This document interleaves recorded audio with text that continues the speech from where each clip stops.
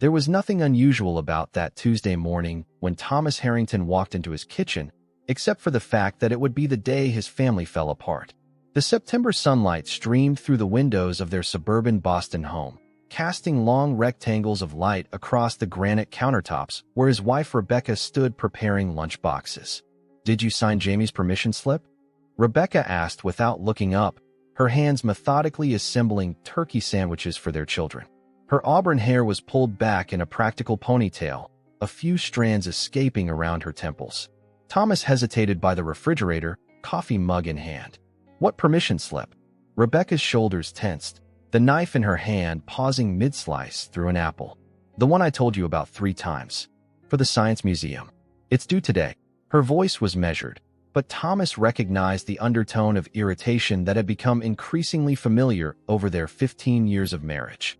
"I'll sign it now," he said, setting down his mug and reaching for the stack of papers by the fruit bowl. As he flipped through bills and flyers, he could feel his wife's eyes on him. "It's not there. I put it in your office. On your desk. Under your laptop." Thomas ran a hand through his graying hair. "Right. I'll go get it." In his cramped home office, Thomas found the permission slip exactly where Rebecca had said it would be. As he signed it, his phone buzzed with a text message from Diane Cole, his colleague at the architectural firm. "Meeting moved to 9:30. Don't forget the Henderson blueprints." He texted back quickly, then slipped the permission slip into his son's folder. When he returned to the kitchen, Rebecca was helping 7-year-old Jamie tie his shoes while their 10-year-old daughter Emma sat at the island, nose buried in a book. "Got it," Thomas said, waving the signed form. Rebecca barely acknowledged him, focused on the double knot in Jamie's laces. "Emma, finish your breakfast, please. The bus will be here in 10 minutes. Thomas poured himself another cup of coffee, leaning against the counter. "I might be late tonight." "The Henderson project again?" Rebecca interrupted, finally looking at him. "It's Emma's soccer game tonight." Thomas felt a flicker of guilt, quickly followed by defensiveness. "I know that. I'll try to make it, but this client is important. You know we need this contract." "I need to start dinner," Rebecca said, turning away from him. "Jamie, get your backpack ready." The morning proceeded with its usual choreography of rushed goodbyes and hurried departures. Thomas kissed his children on their foreheads, inhaling Emma's strawberry shampoo and Jamie's boyish scent of outdoors and peanut butter. He hesitated by Rebecca, unsure if he should kiss her or not. Their relationship had been strained lately, conversations reduced to logistics about the children and household matters. "I'll try for the game," he said instead. Rebecca nodded, not meeting his eyes. "Sure." At work, Thomas threw himself into the Henderson project, grateful for the distraction. The architectural firm had been struggling since losing a major client last year, and this new development could put them back on solid ground. As he worked through lunch, his phone lit up with a text from Rebecca. "Emma's game starts at 6:30 sharp." He'd responded with a thumbs-up emoji, knowing it was inadequate but unable to think of anything better. By 6 o'clock, he was still buried in revisions, with Diane and 2 other colleagues hunched over the blueprints in the conference room. "Almost done," Diane said encouragingly, her blonde head bent over a section of the design. "Just need to fix the east elevation." Thomas checked his watch, feeling the familiar pull between his professional obligations and his family commitments. "I should go? My daughter's game." 20 more minutes, said Mark, the senior partner, without looking up. "Henderson wants these changes by morning." Thomas hesitated, then pulled out his phone to text Rebecca. "Running late. Start without me." He waited for a response, but none came. By the time he arrived at the soccer field, the game was nearly over. He spotted Rebecca immediately, standing on the sidelines in her red coat, clapping as Emma dribbled the ball downfield. He hurried to her side, out of breath. "Did I miss much?" he asked. Rebecca didn't look at him. "Everything." "Rebecca, I tried. Save it, Thomas." Her voice was flat, empty of even the anger he might have expected. "Emma scored her first goal ever today. She looked for you in the stands." "I can explain. You always can." She turned to face him fully now, and what Thomas saw in her eyes frightened him more than any argument they'd ever had. There was no fury, no disappointment, just a profound weariness. "I'm done with explanations." Later that night, after the children were asleep, they sat across from each other at the kitchen table. The house was quiet except for the hum of the refrigerator and the occasional creak of the old Victorian settling around them. "I think we should separate," Rebecca said, her hands wrapped around a mug of tea she wasn't drinking. Though he'd felt it coming, the words still hit Thomas like a physical blow. "Because I missed one soccer game?" Rebecca let out a hollow laugh. "One? Thomas, you've missed the last 3. And Jamie's parent-teacher conference last month. And Emma's birthday dinner because the Carlton project ran late." She shook her head. "It's not about today. It's about the last 5 years. You're never really here anymore, even when you're physically present." "That's not fair," Thomas protested. "I'm working to support this family. The firm needs me right now. And we don't." Rebecca's voice cracked slightly. "The kids barely know their father. And I—" She paused, looking down at her hands. "I barely know my husband." Thomas reached across the table, but Rebecca withdrew her hands. "We can fix this," he said. "I'll cut back hours. I'll talk to Mark about redistributing some projects." "You've said that before," Rebecca replied softly. "After your father died, you promised you'd reprioritize." "That was 2 years ago, Thomas." They talked late into the night, excavating grievances both recent and long buried. Thomas learned that Rebecca had been thinking about leaving for months, that she'd even consulted a lawyer. He felt blindsided and betrayed, while she felt unheard and invisible. By the time they went to bed, Thomas to the guest room, nothing had been resolved except the acknowledgement that their marriage was in serious trouble. As he lay in the unfamiliar bed, listening to the house's unfamiliar nighttime sounds, Thomas wondered how they had drifted so far apart without him noticing. He thought about his father, who had died suddenly of a heart attack at his desk after 40 years at the same accounting firm. Was Thomas becoming him, a man defined entirely by his work, leaving nothing for those who loved him? In the darkness, he made a silent promise to himself and his family. Whatever happened next, something had to change. He just wasn't sure if it was already too late. 2 weeks after their late-night conversation, Thomas moved into a small apartment 10 minutes from the family home. The arrangement was temporary, they told the children, just until Mom and Dad figured some things out. Emma had nodded solemnly, her eyes too knowing for a 10-year-old. Jamie had cried, clinging to Thomas's leg as he carried out his suitcases. October brought crisp afternoons and early sunsets. Thomas established a new routine. He drove the kids to school 3 mornings a week, attended Emma's soccer practices on Wednesdays, and took Jamie for hot chocolate at Mayfield's Diner every Saturday.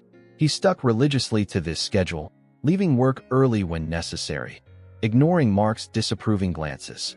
On a particularly chilly Saturday, Thomas sat across from Jamie at their usual booth by the window. The diner was crowded with weekend customers, the air warm with the smell of pancakes and bacon. Jamie was carefully adding a 4th packet of sugar to his hot chocolate, his tongue poking out in concentration. "Whoa there, buddy," Thomas said, reaching for the sugar packets. "Mom will kill me if I bring you home on a sugar high." "Mom's not here," Jamie pointed out, stirring his drink. Then, after a moment of hesitation, "Is it because of me?" Thomas blinked. "Is what because of you?" "That you left." Jamie kept his eyes on his mug. "Emma says it's because you and Mom fight too much. But I heard Mom on the phone with Aunt Sarah saying something about the situation with Jamie and how it was the final straw." Thomas felt something cold settle in his stomach. "Jamie, look at me." He waited until his son's hazel eyes, so like Rebecca's, met his. "This is not your fault. Not at all. Mom and I are having some grown-up problems, but none of them have anything to do with you or Emma. You're the best things in our lives." Jamie seemed to consider this. "Then why did Mom say that?" "I don't know exactly what Mom was talking about," Thomas said carefully, "but I'll find out. I promise it's not about you being bad or anything like that." Later that afternoon, after dropping Jamie at home, Thomas texted Rebecca, "Need to talk. Coffee tomorrow." They arranged to meet at a cafe equidistant between their 2 residences, neutral territory for their fragile post-separation communication. The cafe was nearly empty on Sunday morning. Rebecca was already there when Thomas arrived, seated at a corner table with a latte in front of her. She looked tired, the skin beneath her eyes shadowed. Still beautiful, Thomas thought with a pang, even with worry etched across her face. "Everything okay with the kids?" she asked as he sat down. "They're fine," Thomas assured her. "But Jamie asked me something strange yesterday. He overheard you talking to Sarah about the situation with Jamie being the final straw." He thinks our separation is his fault. Rebecca's face drained of color. He wasn't supposed to hear that. What exactly wasn't he supposed to hear, Rebecca? She wrapped her hands around her mug, looking down at the swirling coffee. It's nothing to do with Jamie himself. It's about... She hesitated. It's about your father. Thomas frowned. My father? What does he have to do with this? Rebecca took a deep breath. Do you remember 2 years ago, when Jamie was having those behavioral issues at school? The fighting, the defiance. Thomas nodded. Jamie had gone through a difficult phase shortly after starting kindergarten, lashing out at classmates and teachers. The school counselor suggested we get him evaluated, Rebecca continued. They thought he might have ADHD or something similar. You were against it. Said he just needed more discipline. I remember, Thomas said. His father had raised him with strict rules and consequences, and Thomas had turned out fine. He'd thought Jamie just needed the same structure. What you don't know, Rebecca said quietly, is that I took him for an evaluation anyway. Behind your back. Thomas felt a flare of anger. You what? I had to, Thomas. The school was threatening to expel him, and I was right to do it. Her eyes met his challengingly. He has ADHD, just like the counselor suspected. He's been on medication for the past 1.5 years. Thomas stared at her, disbelief washing over him. Our son has been on medication for 1.5 years, and you never told me? I tried to tell you. Rebecca's voice rose slightly, drawing glances from the barista. She lowered it again. You shut down the conversation every time, just like your father would have. You were working crazy hours, barely home. When I brought up Jamie's struggles, you'd say he just needed to try harder, focus more. So you made this massive decision about our child without me? I made it with our children's pediatrician and a child psychiatrist, Rebecca corrected. And it was the right call, Thomas. His teachers report he's like a different child. Happier, more engaged. The medication helps him focus. Thomas ran a hand over his face, trying to process this revelation. And Sarah knows about this? Sarah drove us to appointments when you were working late, Rebecca said. Your mother knows too. My mother? Thomas felt another wave of betrayal. Does everyone in our lives know except me? We didn't keep it from you out of spite, Rebecca said softly. At first, I was going to tell you once we had a diagnosis. But then your father died, and you were so grief-stricken, throwing yourself into work even more. It never seemed like the right time. And then, she shrugged, it became another secret. Another thing we didn't talk about. Thomas remembered the pill bottle he'd glimpsed in Rebecca's purse once. She'd said it was for allergies. Had those been Jamie's medications? How many moments like that had there been, where the truth had been just at the edges of his perception, unseeable, because he wasn't really looking? The final straw, he repeated Jamie's words. Rebecca nodded. Last month, when you missed Jamie's parent-teacher conference, his teacher wanted to discuss reducing his medication because he's doing so well. It was a celebratory meeting, Thomas. And you weren't there. Again, I realized then that we weren't partners anymore. We were two people living separate lives under the same roof. Thomas thought about his son, about the behavioral changes he'd attributed to simple maturation. Had he been so wrapped up in work, in grieving his father, that he'd missed something this fundamental about his own child? I'm sorry, he said finally. I should have been there. Yes, Rebecca agreed, without anger. You should have.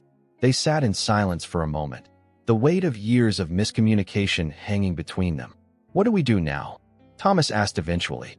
Rebecca studied him, her expression unreadable. I don't know, but Jamie needs to know this isn't his fault. We need to tell him together about his diagnosis, make sure he understands that it's just how his brain works, and that it has nothing to do with us separating. Thomas nodded, thinking of his son's worried face at the diner. We'll tell him together, he agreed. Then, after a moment, what else don't I know, Rebecca? She gave him a sad smile. Probably a lot, Thomas. And I'm sure there's a lot I don't know about you anymore, either. As they left the cafe, walking to their separate cars, Thomas wondered if their marriage had always been built on such shifting sands, or if the foundation had eroded so gradually that neither of them had noticed until it began to collapse beneath them. He thought about Jamie, about the struggles his son had faced largely without his knowledge or support. And he thought about his own father, the man whose workaholic tendencies Thomas had sworn he would never emulate, yet somehow had. Behind the wheel of his car, Thomas didn't immediately start the engine. Instead, he pulled out his phone and did something he should have done months ago. He searched for information about ADHD in children. As he began to read, learning about his son's condition for the first time, he felt a mix of shame and determination. Whatever happened between him and Rebecca, he knew one thing for certain. He would not be absent from his children's lives again. November arrived with early snow and holiday decorations appearing prematurely in store windows. Thomas felt the approach of Thanksgiving like an impending storm, the first major holiday since the separation, and no clear plan for how to handle it.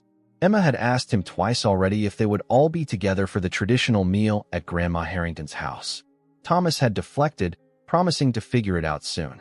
On a gray Wednesday afternoon, Thomas left work early to pick up Jamie from a therapy appointment, another new element in his life that he was still adjusting to. The child psychologist's office was in a converted Victorian house near the hospital, with a waiting room decorated in soothing blues and filled with carefully selected toys. As Thomas flipped through a months-old magazine, the office door opened. Instead of Jamie, however, it was his mother-in-law, Carol, who emerged with Emma.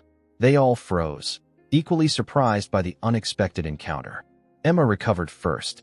"Dad," she exclaimed, running to hug him. "What are you doing here?" "I'm picking up Jamie," Thomas explained, returning her hug while meeting Carol's wary gaze over his daughter's head. His appointment should be ending soon. "What are you two doing here?" "Emma sees Dr. Wilson on Wednesdays," Carol said. "Rebecca had a work emergency, so I'm filling in." Thomas felt a familiar stab of exclusion. Another thing he hadn't known. Emma was seeing the same therapist as Jamie? He masked his surprise for his daughter's sake. "That's great, sweetheart," he said, tucking a strand of hair behind Emma's ear. "How about you and Grandma wait with me until Jamie's done, and I can drive you both home?" Carol seemed about to object, but Emma was already settling into a chair beside Thomas, pulling a book from her backpack. "That would be fine," Carol said stiffly. "I'll let Rebecca know." As Emma became absorbed in her reading, Thomas and Carol sat in uncomfortable silence. His relationship with his in-laws had always been cordial, but never particularly warm. Carol and her husband Bill had initially been skeptical of Thomas's ambitions, worried their daughter was marrying a man too focused on career advancement. Over the years, they'd reached a state of mutual respect, if not closeness. Now, Thomas suspected, they had firmly taken Rebecca's side in the separation. After several minutes of stilted small talk about the weather, Carol sighed. "This is ridiculous, Thomas. We've known each other for 16 years. Thomas looked up, surprised by her directness. "I wasn't sure you'd want to talk to me." "Of course I don't," Carol said, the ghost of a smile softening her words. "You've hurt my daughter. But you're still my grandchildren's father, and we're still family, however complicated things are right now." Thomas felt a rush of gratitude for her pragmatism. "Thank you for that. And thank you for helping with the kids. I know it's been hard on Rebecca, managing everything." Carol studied him for a moment. "She's exhausted, Thomas. Working full-time, handling the children's appointments, keeping the house running. She won't admit it, but she's drowning." Thomas nodded, guilt churning in his stomach. "I'm trying to do more now, learning about Jamie's condition, taking him to appointments. But I feel like I'm always a step behind, always the last to know what's happening with my own children." "That's because you were absent," Carol said bluntly. "Not physically, perhaps, but mentally. Rebecca shielded you from a lot. She didn't want to add to your stress after your father died." "She shouldn't have had to shield me," Thomas admitted. "I should have been there." Carol's expression softened slightly. "No argument there. But the question is, where are you now, Thomas?" "Really?" Before he could answer, the inner door opened again, and Jamie emerged with his therapist, Dr. Wilson, a kind-faced woman in her 50s. "Oh," Dr. Wilson said, looking surprised at the gathering in her waiting room. "I see we have a family reunion." After brief introductions and goodbyes, Thomas found himself driving both children home, listening to them chatter about their days. In the rearview mirror, he could see Carol following in her car, presumably to take over childcare duties once they reached the house. At home, Rebecca wasn't back yet from her work emergency. Thomas helped the kids with homework while Carol prepared dinner, the four of them falling into a surprisingly comfortable rhythm. When the garage door finally opened around 6:30, Thomas was setting the table as Jamie explained the complex rules of a game he'd invented. Rebecca paused in the doorway, clearly taken aback by the domestic scene before her. She looked exhausted, her work clothes slightly rumpled, dark circles prominent under her eyes. "Sorry I'm late," she said, setting down her briefcase. The Miller account had a crisis. "We saved you some pasta," Carol said, moving to hug her daughter. Thomas picked up both kids and has been helping with homework. Rebecca's eyes met Thomas's over her mother's shoulder, a question in them that he couldn't quite interpret. "Thanks," she said simply. Dinner was a strange affair, the first time they'd eaten as a family since the separation. The children seemed delighted by the arrangement, while the adults maintained a careful politeness. After the meal, as the kids cleared their plates, Carol announced she was heading home. "Bill's waiting, and I think you two might need to talk," she said pointedly. When Thomas offered to help with the dishes, Rebecca didn't object. They worked in silence for a few minutes, falling into their old routine, Thomas washing, Rebecca drying and putting away. "Your mom said you're overwhelmed," Thomas said finally. Rebecca shot him an exasperated look. "My mother should mind her own business. She's worried about you. So am I." Thomas handed her a clean plate. "You look tired, Beck." The old nickname slipped out unconsciously, and Rebecca's hands faltered slightly as she took the dish. "I am tired," she admitted. "The kids' schedules, the house, work, it's a lot." "Let me help more," Thomas said. "Not just the fun parts, the appointments, the homework, the day-to-day stuff. I want to be a real parent, not just the dad who shows up for ice cream and soccer games." Rebecca studied him, wariness and hope warring in her expression. "You have your own job to worry about." "I've cut back my hours," Thomas told her. "Handed off 2 projects to Diane.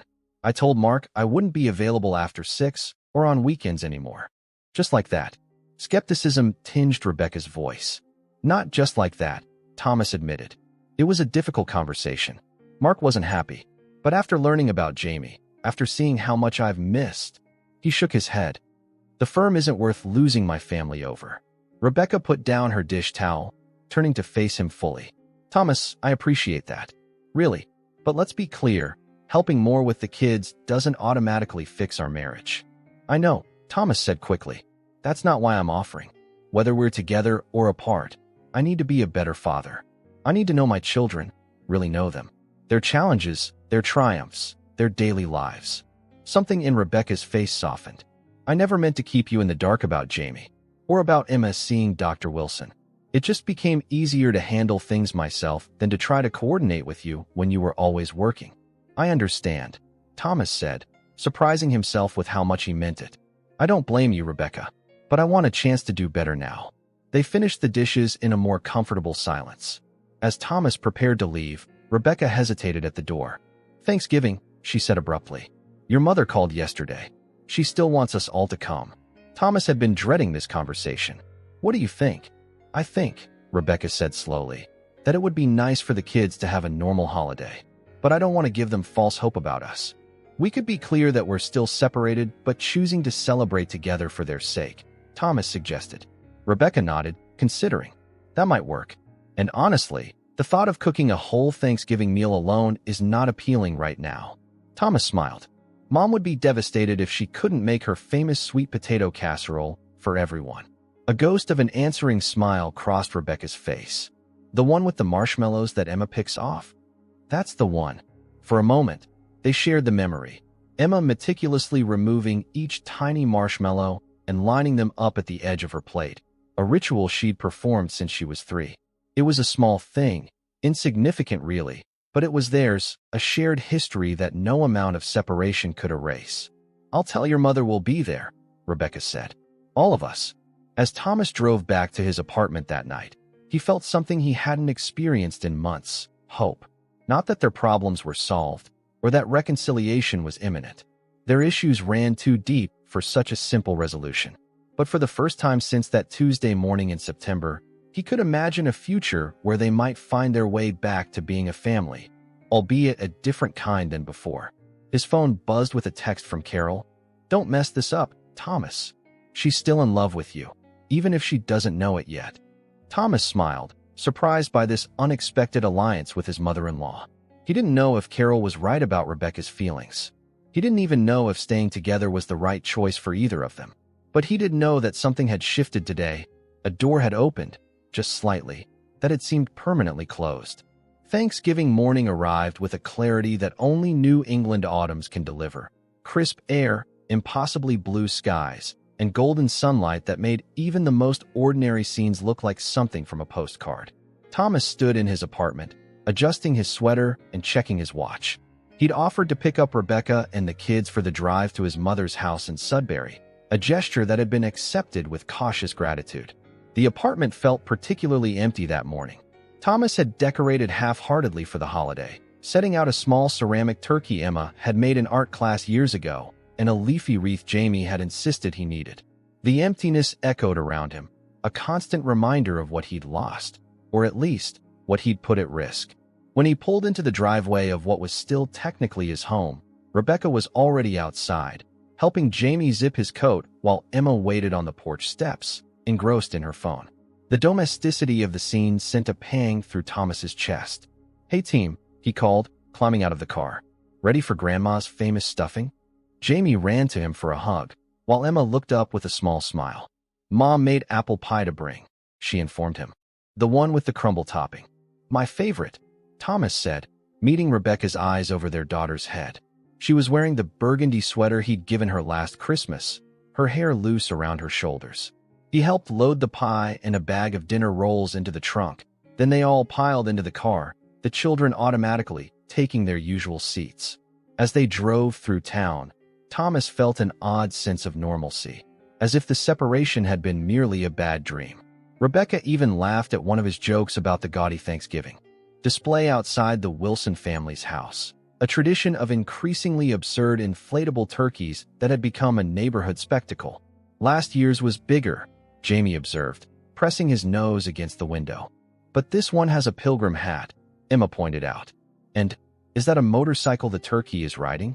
The conversation flowed more easily than Thomas had dared hope, carried largely by the children's observations and questions. By the time they pulled into his mother's driveway, some of the tension Thomas had been carrying in his shoulders had eased. Eleanor Harrington greeted them at the door, her silver hair neatly styled, wearing an apron with a turkey embroidered on the front, a gift from Emma several Christmases ago. "You're here, all of you," she exclaimed, embracing each of them in turn, holding on to Rebecca a beat longer than the others. Come in, come in. Bill and Carol are already in the living room." Thomas froze momentarily. "Bill and Carol are here," he murmured to Rebecca as they hung their coats in the hallway. "I invited them," Eleanor said, overhearing. "It's Thanksgiving, Thomas. We're all still family." Her tone brooked no argument, and Thomas recognized the determined set of her jaw, the same expression his father had worn when making decisions that weren't up for debate. The house smelled of roasting turkey, sage, and cinnamon. In the living room, Carol and Bill Matthews were seated on the sofa, drinks in hand, engaged in conversation with Thomas's younger brother Michael and his wife Jen. The kids immediately gravitated toward their cousins, 7-year-old Zoe and 9-year-old Tyler, who were playing a board game on the carpet. "Well, isn't this cozy?" Thomas muttered under his breath. Rebecca nudged him. "Be nice. Your mother is trying." The initial awkwardness gradually subsided as everyone settled into the familiar rhythms of the holiday. Thomas found himself assigned to carving duty, his father's old role, while Rebecca helped Eleanor finish the gravy. The symbolism wasn't lost on him. They were separate but working in parallel, each contributing to the whole. Dinner itself was a surprisingly pleasant affair. Seated around Eleanor's formal dining table, which only emerged from beneath its protective cover for holidays and special occasions, the extended family passed dishes and shared stories. Thomas noticed how Bill made a point of asking him about the Henderson project, a gesture of normalcy that he appreciated more than he could express. "The development is moving forward," Thomas explained, serving himself some green bean casserole. "We scaled back some of the more ambitious elements to meet the budget, but the core design is intact." "Sounds like a professional triumph," Bill said, nodding approvingly. Thomas hesitated, then added, "Actually, I've stepped back from leading it, passed the primary responsibilities to my colleague Diane." He could feel Rebecca's surprised gaze from across the table, but kept his eyes on his plate. "Big decision," Bill remarked. "Any particular reason?" "Just reprioritizing," Thomas replied, finally looking up to meet Rebecca's eyes. The conversation moved on, but the moment lingered between them, an unspoken acknowledgement of change. After dinner, as the adults helped clean up and the children disappeared into the basement rec room, Thomas found himself alone with his mother in the kitchen. Eleanor was methodically packing leftovers into containers, labeling each with precise instructions for reheating. "You're quiet today," she observed, handing him a stack of plates to load into the dishwasher. Thomas shrugged, just taking it all in.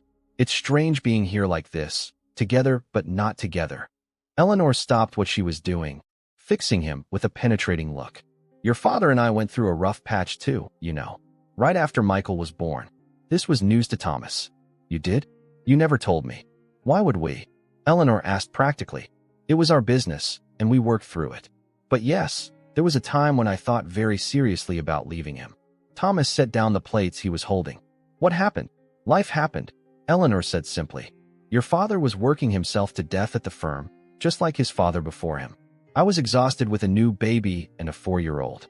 We stopped seeing each other as partners and started seeing each other as obstacles." She smiled faintly. "Sound familiar?" "A bit," Thomas admitted. "How did you fix it?" "We didn't, at first," Eleanor said, returning to her leftovers. "We separated for 3 months. Your father moved into an apartment downtown. I think you were too young to remember." Thomas tried to recall any disruption from his childhood, but came up empty. "I had no idea." "That was by design," Eleanor assured him. "But the separation was the wake-up call your father needed. He realized he was becoming his own father, absent, defined by work. When he came back, things weren't magically better overnight, but we were both committed to making changes."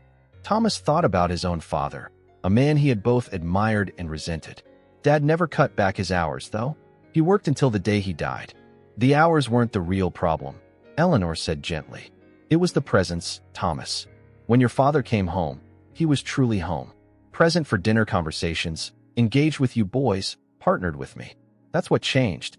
From the dining room came the sound of laughter, Rebecca's laugh, specifically, blending with Carol's. Thomas hadn't heard that sound in months. "I miss her," he said quietly. "I miss us." Eleanor patted his arm. "Then tell her that. Not today. Today is just about being family. But soon." Later, as they prepared to leave, Thomas helped Rebecca into her coat, a gesture so automatic that neither of them remarked on it. The children were trailing behind, laden with leftovers and new artwork from their grandmother. "Thank you," Rebecca said suddenly, turning to face him in the hallway. "For today? For trying." Thomas nodded, unable to find the right words for the emotions swirling through him. Instead, he simply said, "I'll drive you all home." In the car, with the children dozing in the back seat, exhausted from food and play, Rebecca broke the comfortable silence. "Your mother told me. About her and your father." Thomas glanced at her. "She told me too. Just today. It gives you perspective, doesn't it?" Rebecca mused, looking out at the darkened streets passing by. "To think of them going through something similar." "It does," Thomas agreed. "Makes me wonder what else I don't know about them. About us." Rebecca was quiet for a long moment.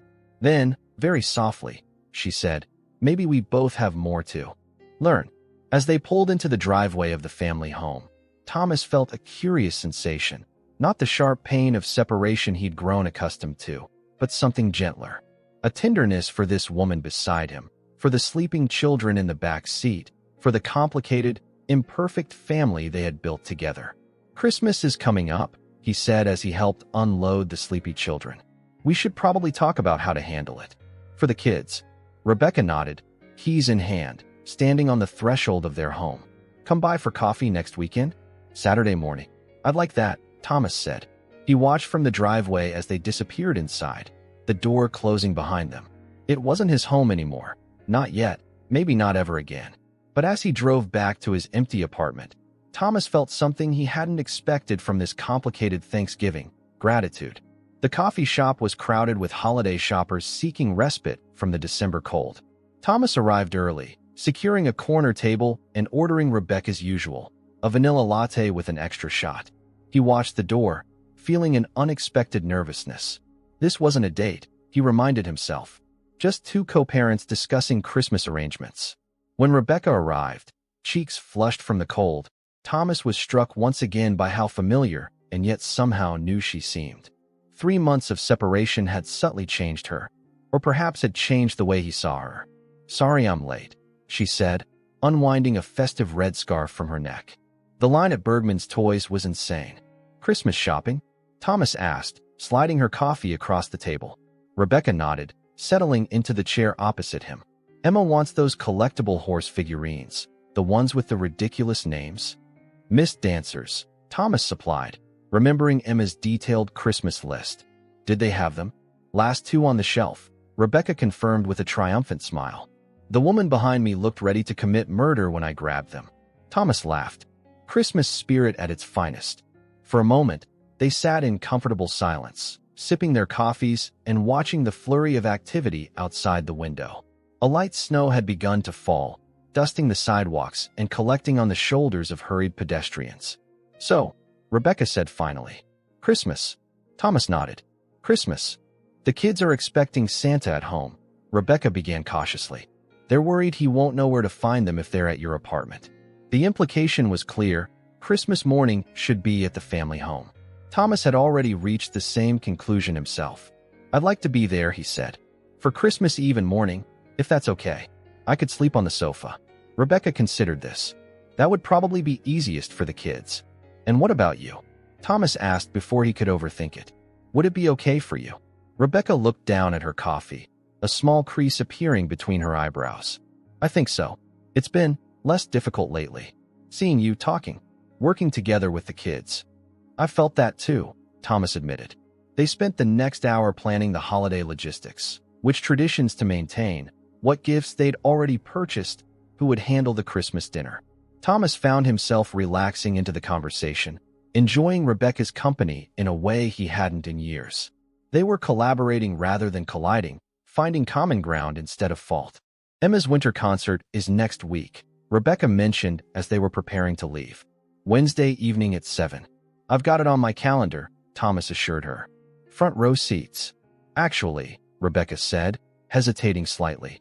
I thought we could go together. One car. It seems silly to drive separately. Thomas felt a small surge of hope at the suggestion. I'd like that. I could pick you all up around 6:30. Perfect, Rebecca replied, rewrapping her scarf. Then, surprising him further. The kids and I are decorating the tree tomorrow afternoon. Jamie was asking if you'd be there. No pressure, but you're welcome to join us. Thomas didn't hesitate. I'll bring the hot chocolate, with extra marshmallows for Emma. The week that followed took on a dreamlike quality for Thomas. He attended the tree decorating, hanging the familiar ornaments while Christmas music played in the background. He drove the family to Emma's concert, beaming with pride as she performed a violin solo of Silent Night, with only 2 small mistakes. He and Rebecca texted daily about holiday plans and the children's activities, their exchanges gradually warming to include jokes and personal updates. At work, the change in Thomas didn't go unnoticed. Diane commented on his improved mood one afternoon as they reviewed end-of-year projections. You seem lighter, she observed. Things going better at home? Thomas considered this. I'm not sure better is the right word. Different, maybe. We're finding a new way forward. Together or apart? Diane asked bluntly. That's the question, isn't it? Thomas replied. The truth was, he didn't know. The separation had been painful, but it had also been clarifying. He'd discovered things about himself, about Rebecca, about their children that might have remained hidden if they'd continued in their comfortable patterns of disconnection. Yet the more time he spent with his family, truly present this time, the more he questioned whether separation was really the answer. These thoughts were still swirling in his mind on Christmas Eve as he drove to the house, his car loaded with wrapped presents and overnight essentials. The street was lined with luminaries, a neighborhood tradition, their warm glow punctuating the gathering darkness. He parked in the driveway, noting that the spot had remained empty. Rebecca hadn't replaced his presence with another car. Inside, the house was transformed into the Christmas wonderland it became every year. Garlands draped the banister, stockings hung from the mantel, and the tree, slightly lopsided where Jamie had insisted on placing too many ornaments on one side, sparkled in the corner of the living room. The scent of sugar cookies wafted from the kitchen, along with the sound of Rebecca humming along to White Christmas. Dad, Jamie spotted him first, abandoning the Lego set he'd been building to rush into Thomas's arms. You're finally here. Mom said we have to wait for you to put the star on the tree. Thomas raised an eyebrow at Rebecca, who appeared in the kitchen doorway, flour dusting her sweater. Family tradition, she said simply. For years, It had been Thomas who lifted each child and turned to place the silver star atop the tree on Christmas Eve. The fact that Rebecca had preserved this ritual despite everything else that had changed touched him deeply. The evening unfolded with a comfortable familiarity. They ate pizza on the living room floor, another tradition. This one started when Emma was a toddler, and they'd forgotten to prepare a proper Christmas Eve dinner. They watched How the Grinch Stole Christmas, with Jamie reciting his favorite lines along with the characters. They set out cookies and milk for Santa and carrots for the reindeer. After the children were finally in bed, vibrating with the special excitement that only comes on Christmas Eve, Thomas and Rebecca found themselves alone in the living room. Outside, snow continued to fall, adding another inch to the blanket already covering the yard. "I feel like I should be wrapping last-minute gifts," Thomas remarked, looking around the immaculate room where presents were already arranged beneath the tree. "I finished wrapping days ago," Rebecca said with a small smile. One of the benefits of planning ahead.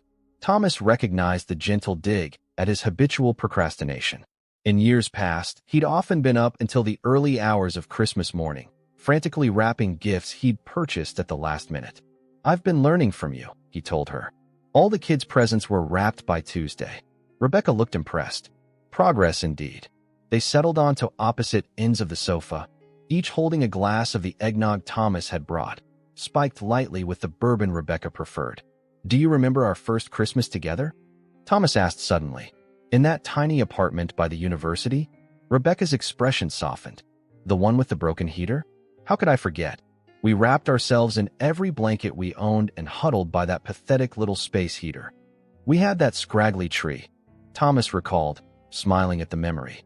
"The one that was on sale because half the branches were missing. We called it our Charlie Brown tree," Rebecca said, laughing.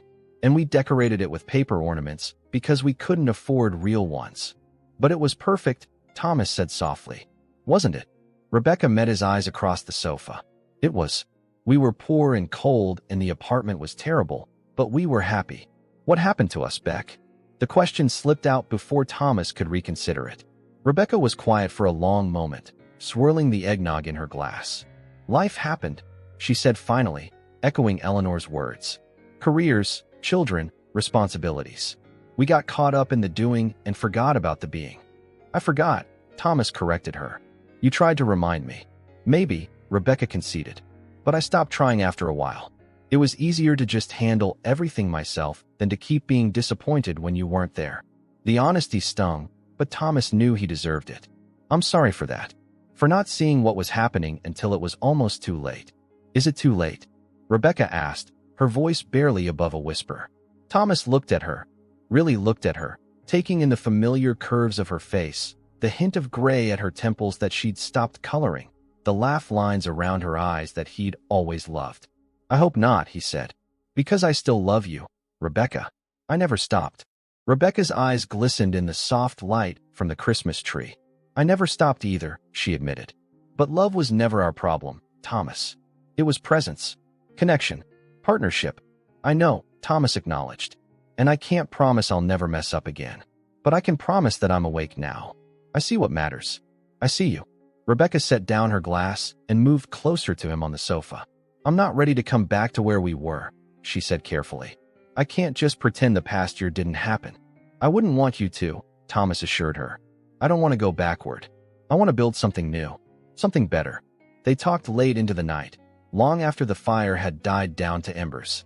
Not just about Christmas or the children, but about themselves, hopes and fears, regrets and dreams. It wasn't a reconciliation, not exactly, but perhaps the foundation for one. A recognition that whatever path they chose, it would be a conscious choice rather than a passive drift into either reunion or divorce. When they finally went to bed, Thomas to the guest room, Rebecca to the master bedroom, Thomas felt something he hadn't expected: contentment. Not because all their problems were solved, but because for the first time in years, they were truly seeing each other. And in that seeing lay the possibility of change. In the darkness of the guest room, Thomas heard the house settling around him, familiar creaks and sighs he'd missed during his months away. Tomorrow would bring the chaos and joy of Christmas morning, children's exclamations, wrapping paper strewn across the floor, the traditional breakfast casserole. But for now, In this quiet moment, Thomas allowed himself to hope that this Christmas marked not an ending, but a new beginning. The week between Christmas and New Year's existed in its own peculiar bubble, a strange liminal space where normal routines were suspended. Time seemed to stretch and compress unpredictably, and even the most dedicated professionals found themselves answering emails with uncharacteristic brevity, if at all. For Thomas, this week had always been a welcome respite, a chance to catch his breath before diving back into the relentless pace of January. This year, however, the week took on a different quality. After Christmas Day, which had been filled with wrapping paper explosions, Emma's delighted squeals over her missed dancers, Jamie's concentration as he assembled his new telescope, and a surprisingly relaxed family dinner, Thomas had reluctantly returned to his apartment. The separation remained in effect, despite the encouraging conversations with Rebecca. They were moving forward cautiously, both aware that the warm glow of the holidays could cast a deceptive light on their fundamental issues. Thomas used the quiet days to reflect. He took long walks through the snow-covered Boston Common, watching families sledding down the gentle slopes. He reconnected with an old college friend for coffee. He organized his apartment, which had remained in a state of half-unpacked impermanence since he'd moved in. On the morning of New Year's Eve, Thomas received a text from Rebecca that made his heart skip. "Kids want to know if you're coming to the party tonight." So do I. The New Year's Eve gathering at the Matthews house was another tradition, one Thomas had assumed would be disrupted by the separation. Carol and Bill hosted an annual party that walked the fine line between adult celebration and family-friendly event, with the children allowed to stay up until midnight before being herded to sleeping bags in the finished basement. Thomas texted back immediately, "Wouldn't miss it. Can I bring anything?" Rebecca's response came a few minutes later. "Just yourself. And maybe that blue sweater. The one I got you last year." Thomas smiled at the subtle message behind her words. The blue sweater had been a Christmas gift from Rebecca the previous year, one she'd said brought out the color of his eyes. He'd never worn it much, preferring his comfortable old cardigans. But he'd wear it tonight. That evening, Thomas arrived at Carol and Bill's house in the suburbs, the blue sweater beneath his winter coat, a bottle of Carol's favorite wine in hand. The driveway was already lined with cars, warm lights spilling from every window of the colonial-style home.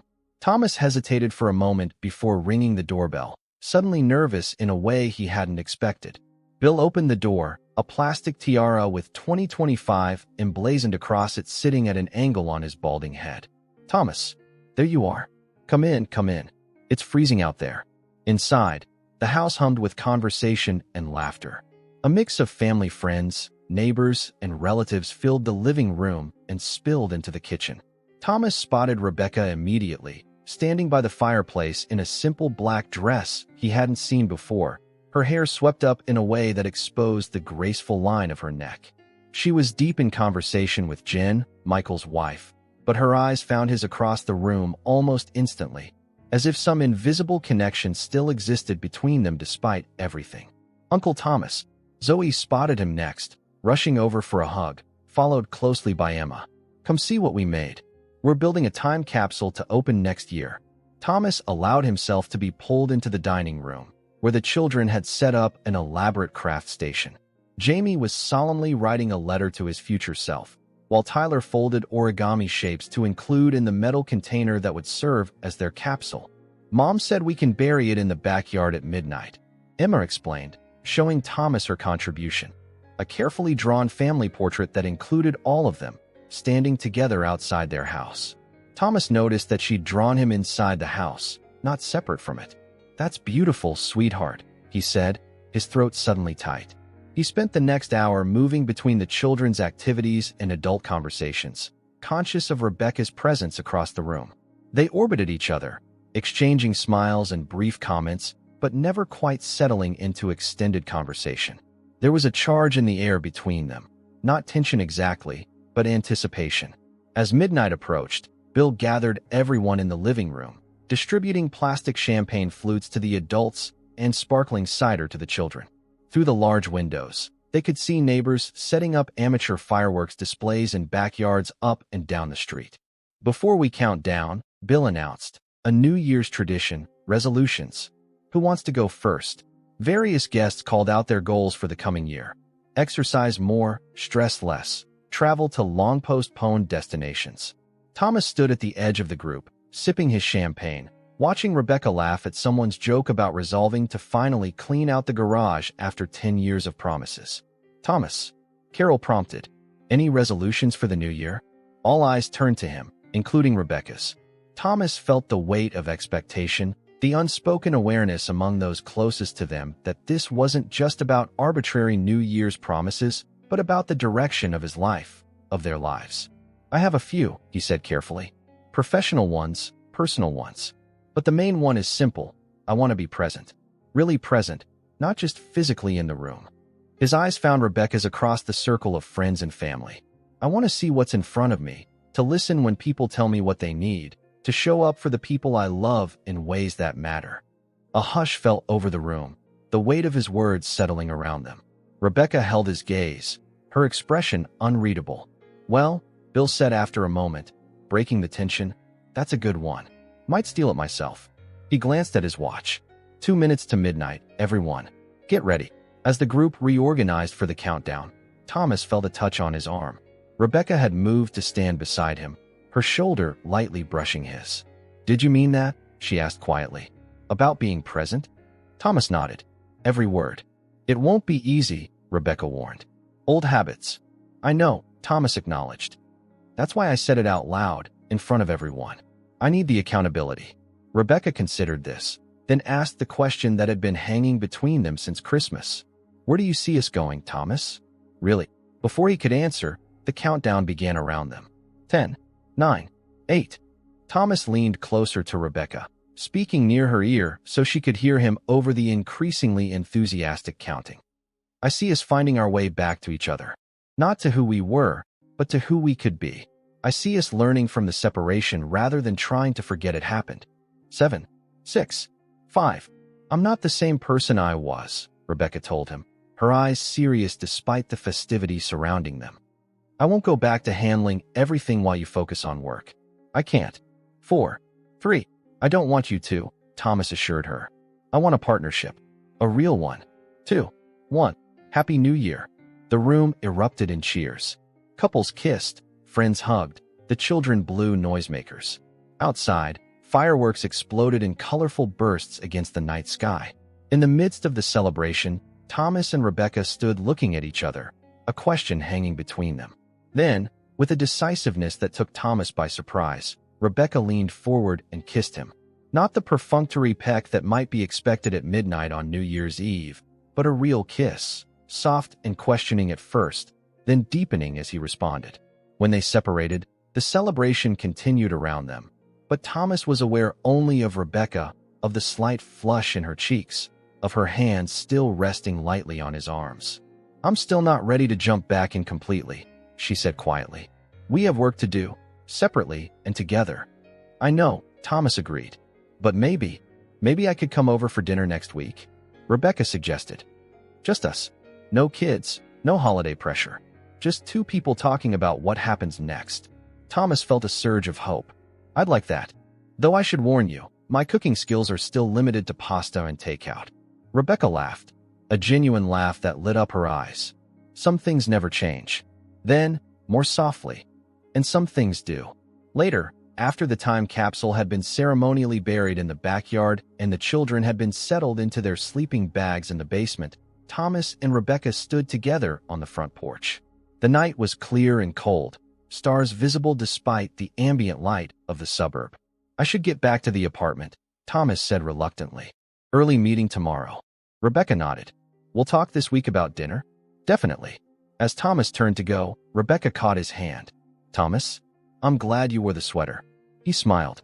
"I'm glad you noticed." The drive back to his apartment was quiet, the streets nearly empty after the midnight celebrations. Thomas thought about the kiss, about the tentative plans, about the possibilities that stretched before them.